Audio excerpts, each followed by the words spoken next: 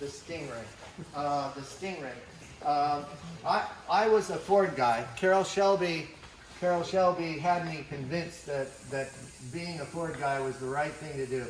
And so I was racing the Cobra. I was at Riverside in 1979 or 80 or 81 or sometime right around then. And this guy came up to me and said, you know, I've got this old Stingray and it's in my shop, and I've watched you race your Cobra for years. And he said, you're the right guy for this car. He said, it's an old race car and it's, you know, blah, blah, blah. And I said, you know, sorry, Charlie, you're going to have to find somebody else. I'm a Ford guy and I don't want your Corvette. And so I walked away, and he came back and said, you know, excuse me, but it's the last thing in my warehouse and I'm closing it next week. And I know you've got your white truck across the street there, and let's go load this thing and take it to your place. So, okay. So I went and took it and put it on the back of my truck and drove it to Burbank and put it behind the paint shed, and we hightailed it back to Riverside. So we missed one practice session, but we made qualifying that afternoon. And 5 or 6 years later, I decided to go out behind the paint shed and find out if that crummy Stingray was still there. And sure enough it was, but as I mentioned before, the front of the Cobra was being sandblasted because it was in a Can-Am class. I was way out class and I didn't like it. So I realized that all my friends were racing 289 Cobras and Shelby's in vintage racing. And I've got that old Stingray, and all I have to do is put a 327 in it, and I can be in the B class with them, and we'd have fun, more fun than I'm having in the Cobra. So anyway, we built the 327 for it, painted it blue, and you know, I loved it, and took it out there, and it was really fun, and it kept up with the guys as well as the Cobra did, and so I really had a blast for 5, 6, 7, 8 years, and then these guys showed up and they said, well, tell us about this Stingray you've got here. And I said, well, I don't know anything about it. All I know is that I picked it up from this guy in his warehouse. He was going to crush it. And I painted it blue, and I put a 327 in it. And I, you know, cleaned it up a little bit.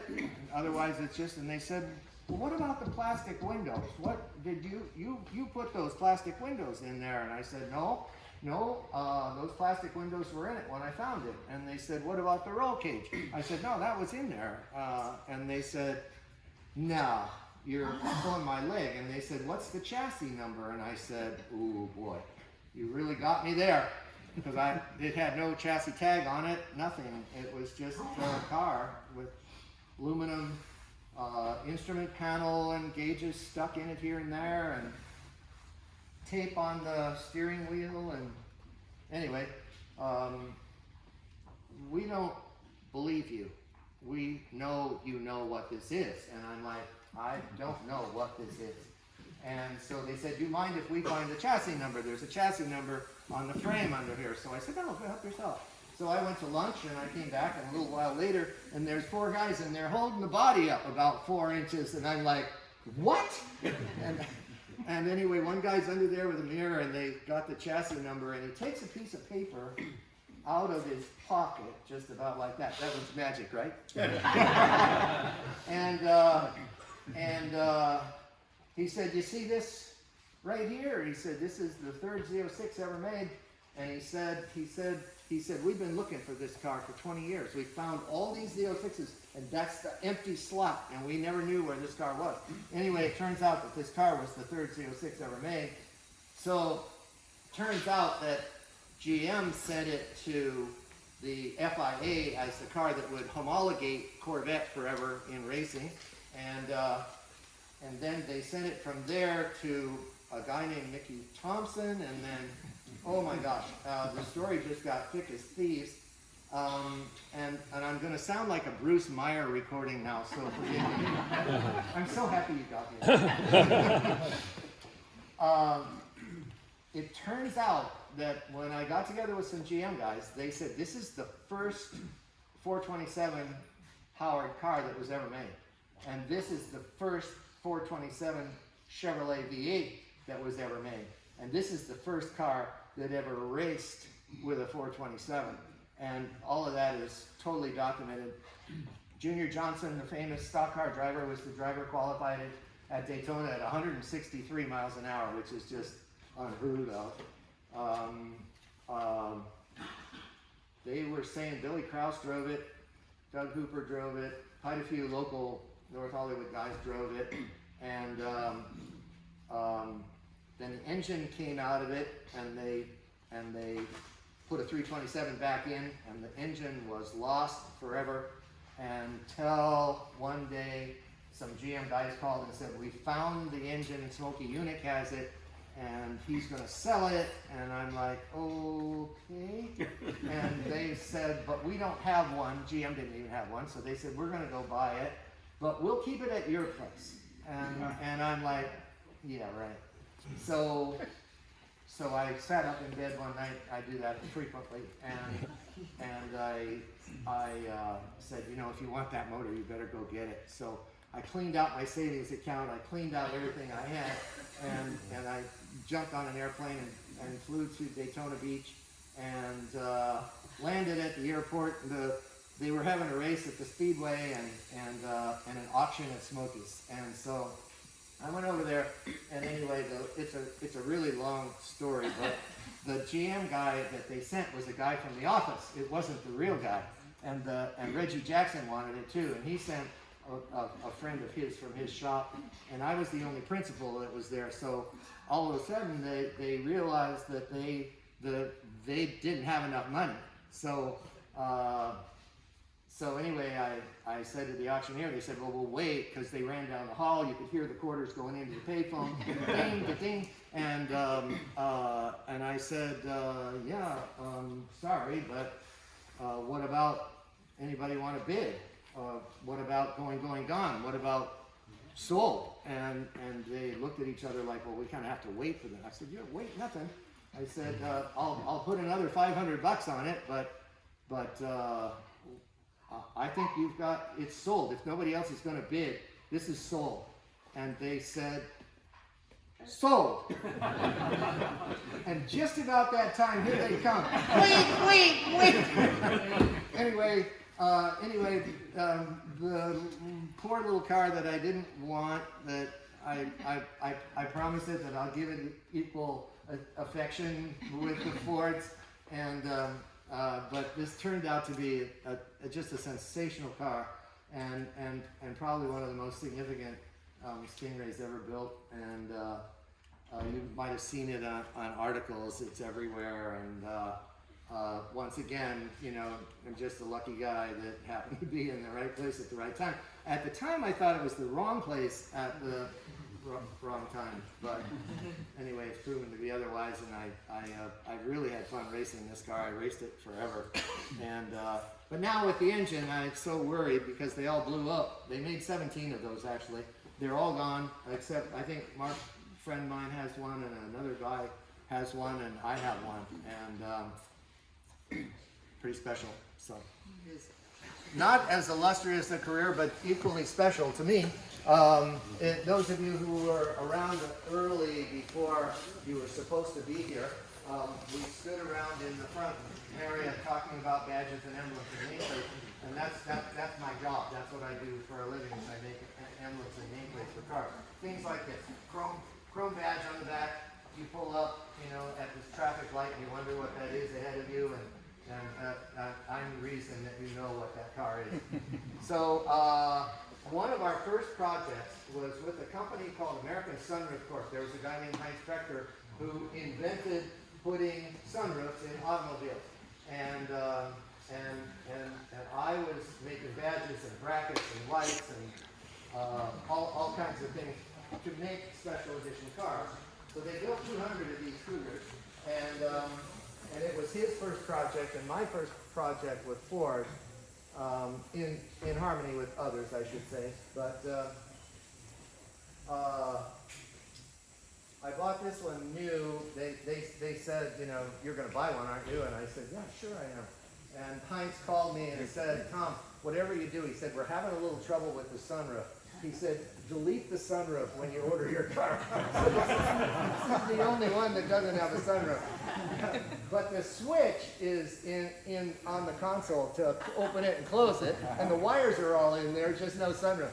So so anyway, you'll see the badging is here, and the hood pins we made. There's a fog light under the front bumper, and that we made all the bracketry to hold those. We didn't make the lamps. The trunk lock cover I modified this one. I changed the wheels, but wheel caps we made, and dash emblem XR7G it says. And this car actually was built to celebrate being dirty in the Trans-Am series.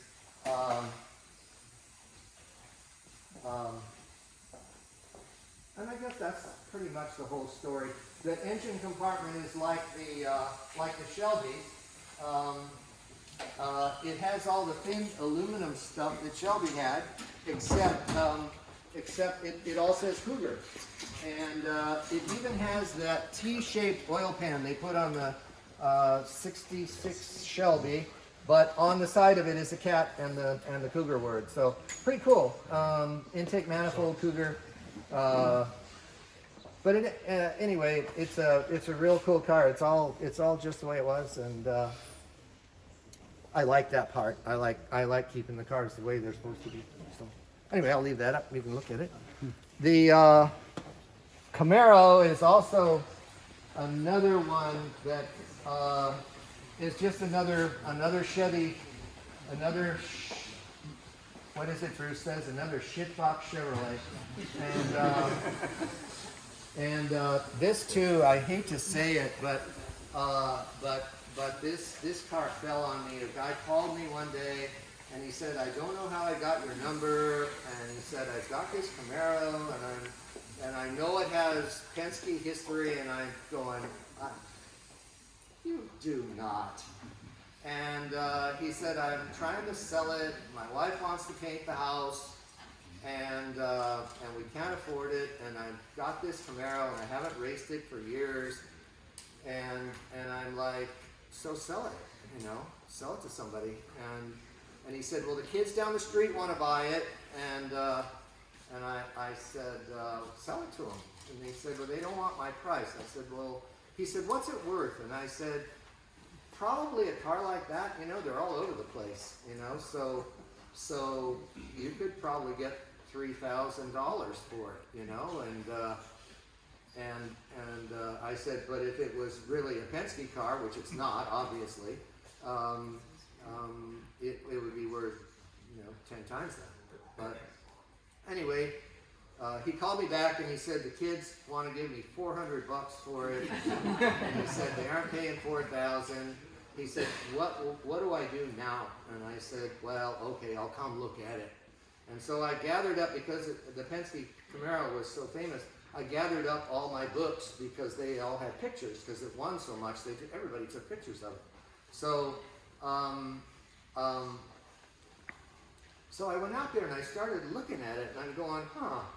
And I thought, geez, though, this thing looks pretty much like it. And I looked at the gauges, and there was a photo of Mark Donohue, the driver, and there was a gauge and a switch there, and all these little dyno labels, and I'm going, no kidding. And then what really got me was the fact that there's no chassis number in it. And Penske had bodies in white, and the body in white, they didn't drill a hole there, and they didn't ever attach a VIN tag. So you can see that the dash is undrilled. It's never had a VIN tag. So that means it's never been a production car. It's always been a race car. So then I'm looking at this metal stuff going across the dash, and I'm like counting rivets. I'm going on the picture. And then all of a sudden there was a picture of it with the door open. And when the door's open, you can see a hole in the side of the instrument panel. And the tachometer is a recording tachometer, so it'll tell you how fast you've revved the engine. I had hoped to be able to learn how to undo that before I got to the pit, and my mechanic looked at the tach, because he always told me 7,500 is it. And well, right now it's sitting at 82. So, so I tried to figure out, but with my gloves on, I couldn't push the button. And anyway, the hole in the side of the instrument panel was there. And I'm like, it's in the photo at Brainerd, Minnesota. And I'm going, holy mackerel, I think this is the car. And the exit brace and the, I mean, everything was just, the other one is that the roll bar across the roof goes over and then it goes flat and then it goes back down again. And you could measure that, and I did. And I looked under the hood, and the air cleaner was on it. And I'm like, how could he duplicate that? He wouldn't duplicate that. And there's a little tank under there that has a notch in the tank for the hood hinge to close. And the overflow tank, Petersen, has a 1968-1 date code on it. And this car, they were racing another car at Daytona and Sebring, and they built this one right after that in January. So they ran down to the dealer and bought a Petersen overflow tank and built it in January, and its first race was in May of '68, and it won every race from the rest of the season except one where the engine failed at Riverside. And so this ended up being the most winning chassis of any kind. Indy car, Can-Am car, any kind. This was the most winning chassis ever until, take his name in vain, Dan Tommy Kendall tied the record, and he called me and he said, Tom, what's it worth to you to still have the winningest car in the history of the world? And I'm like, no, you got to do it. You got to do it. So anyway, we had a few people over here a couple of times ago, and I know that you'd love to hear the dragster run, but it won't. And it's too hard. But maybe this one will start. We can hear it. This is what I mean. It's a touchy-feely garage. I don't know if it'll start.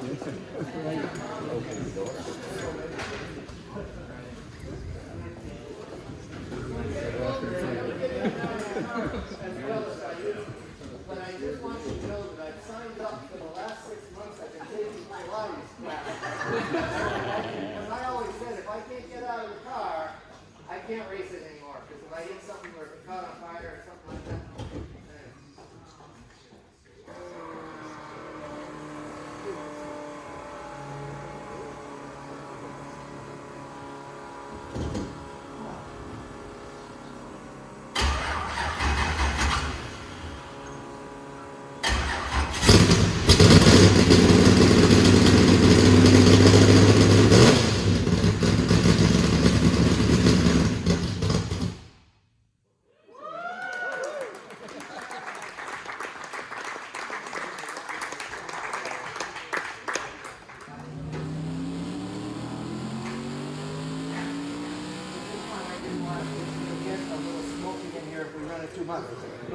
But it's really, really, really cool. And they were selling this stock car, and it was not a stock car crowd, and nobody wanted the poor thing. I felt bad, and so I was the only bidder, and there was only one bid, and I have no idea what I'm going to do with it. But anyway, Michael Waltrip, Chevrolet Monte Carlo. The interesting thing, I'm on the internet and I'm Googling this car to see if I can figure out, the best Western hotels, and so I see a picture on the internet of the best Western Michael Waltrip, blah blah blah, and the picture showed it about 50 feet in the air doing a spiral, and it hadn't come down yet, and I thought, I can't imagine that this is the same car, if that's true. But on the other hand, it might be. So we're going to I told you we went to Willow Springs back in the 70s to learn how to drive cars. And Lynn and I went and we rented the track. It was $50 for a day. They had a chain across the driveway. Those of you who've been there, you're aware of what Willow looks like today. And there was a key under the mat at the real estate office down the street, and you go to the real estate office and you get the key and it opens the padlock and you drop the chain down and you drive in. And you go on the track and you drive around, and then when you're all tired out and you're done, you leave and you put the padlock back and take the key to the realtor. And so we did that, and we're still doing that today. Twice a year we go to Willow as the Cougar Owners Club of America, and it's really fun. We have anybody that wants to come can come, and preferably with a Ford, no Chevrolet. And there were three. They were built by Holman and Moody and Bill Struck. And Holman and Moody built the chassis and did all the major construction. And then it came to Long Beach, California, where they put the finishing touches, put the engines in, and did all that. And this is not one of those T-Birds. There was a guy that worked there, though. His name was Wayne Linden, and a good friend of mine. And he loved the T-Bird so much that as he was doing this, he was buying parts. And they sent a fiberglass hood, and he bought a fiberglass hood and started squirreling this stuff away. So he and the guys from the shop built this car on the weekends for themselves. And so it has all the stuff. I mean, it's really tricky. I mean, you look at it and it's covered over here, and the fairing and the roll bar and, you know, windscreen and so on and so forth. But, you know, the generator that makes electricity is underneath the floor and driving on a belt around the drive shaft. And the frame, the body has been moved back 1.5 inches on the frame. The frame rails actually stick out of the front of the car. And for weight transfer, those of you, I think Mr. Bagshaw would know about altered wheelbase Dodges, that they wanted all the weight to be on the rear wheels. And so they did the same thing on this car. It was originally designed to race on the beach at Daytona, and that's where they were making their high-speed passes. They hadn't gone to Bonneville. Yeah, they did. I don't know why they did that, but anyway, it's really impressive. And Tom, can you help me with the hood? Oh, it's ready.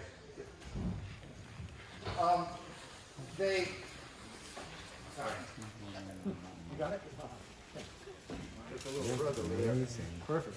And the thing you notice right away is if you looked in the normal place where the engine is, you'd say, where's the engine, you know? But they moved the engine back 14 inches. You can actually see the distance that they moved it by these marks on the water pipe. That water pipe used to just go right into this hose. So they've moved the engine back and over so that the driver had a place to put his feet. And they carved out all the control arms and lightened it, you know, no fender panels, you know, rocks and stones fly. And anyway, it ended up really starting life. It did a couple of things with Wayne Linden, but then it started vintage racing, and then he decided he didn't want it anymore. So somehow it got here. And I've just had a blast with it. We've raced it at Monterey at the Historics a little bit. You know, they love having the 57s. This car runs with like the GTO Ferraris, and you know, it's hot. It's a hot class. It's really cool. You try to drive around with those guys because you know they're going to take pictures of them. And if you drive with them, then maybe your picture will be in the magazine too. but not for your own, you know, reasons. But oh my gosh, you know, there's a oil radiator in the door. I mean, it's just so obnoxious, but really pretty cool in its simplicity. So I don't know if we're running out of time. But back when I was doing a little bit of drag racing, all the cool guys in high school had super stock 409 Chevys and 406 Fords and so on and so forth. and I raced a B stock Ford and then an A stock Ford later, and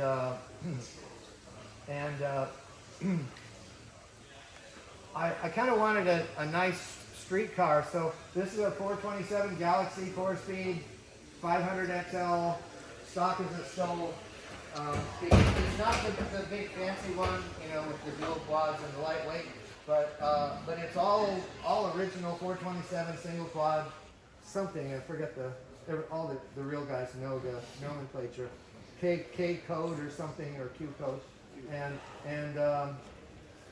it's really one interesting thing about this one is that it has a 427 and then there's a T on the decal on the valve cover. I wasn't making Badgers yet, but the T confused me a little bit. But I surmised later that it's good for transistor ignition. And over here is a transistor ignition box. And I think that was something new for 64. I don't know if we did that in 63. At least I've never seen the T on the valve cover. So that's kind of fun. And, you know, she's got a couple of little dents in her, you know, and I think if I look that somebody along the way in its life scraped it on the garage. It's such a big darn thing. So I went to a cocktail party. Another Cougar racing friend of mine had a bunch of us over one night, and his wife collected Volkswagens, but in those days collecting something meant you might have two, and so she did. She had two, and they had a two-car garage, but the Volkswagens were so small that he could put his Cobra in there and the two Volkswagens. So she had always wanted a 57 sunroof, and so she came running out of the house that night at our cocktail party, and she said, "I found a 57 sunroof." And she said, "I'm so excited, I want to buy it." And he said, "Nothing doing." He said, "We have no place to keep it. So," he said, "if you want it, then you're going to have to sell something." And I said, "I'll take the blue one."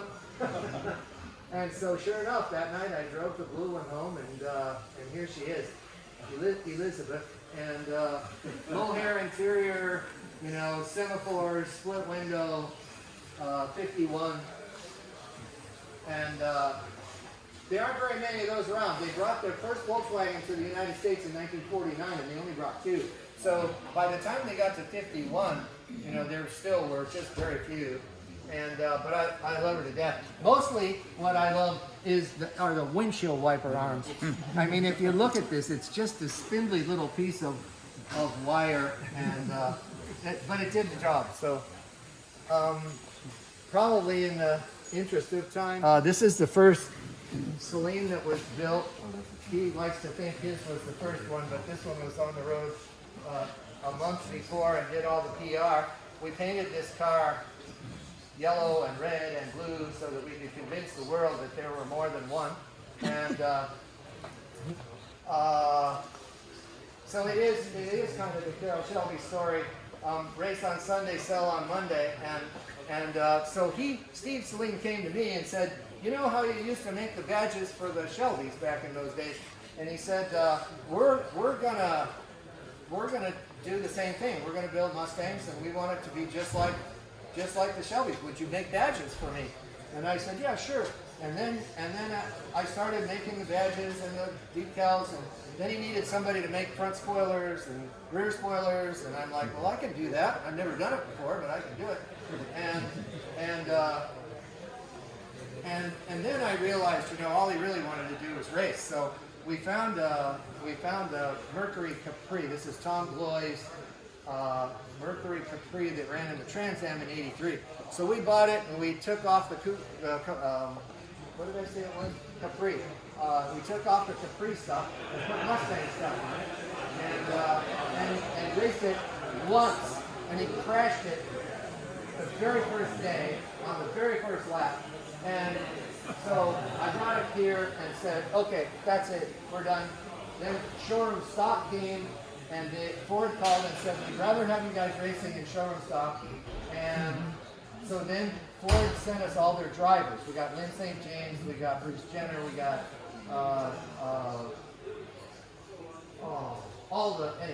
six factory drivers that came, and we built yellow and white Saleen Mustangs. So anyway, long story. They're all long stories. As short as I can make it, anyway, my company ended up building all the Saleen Mustangs that were built for the first 4 years. That all the 84s, 85s, 86s, and 87s. And we were the silent partner behind the scenes. He would go to the press deals and talk about the Saleen Mustang, and I would be back at home figuring out how to build the damn thing. So anyway, we had a lot of fun for a while, and then Steve Saleen became Steve Saleen, and if you don't know that story, look it up on the internet. Well, that was fun, now wasn't it? Thanks for coming.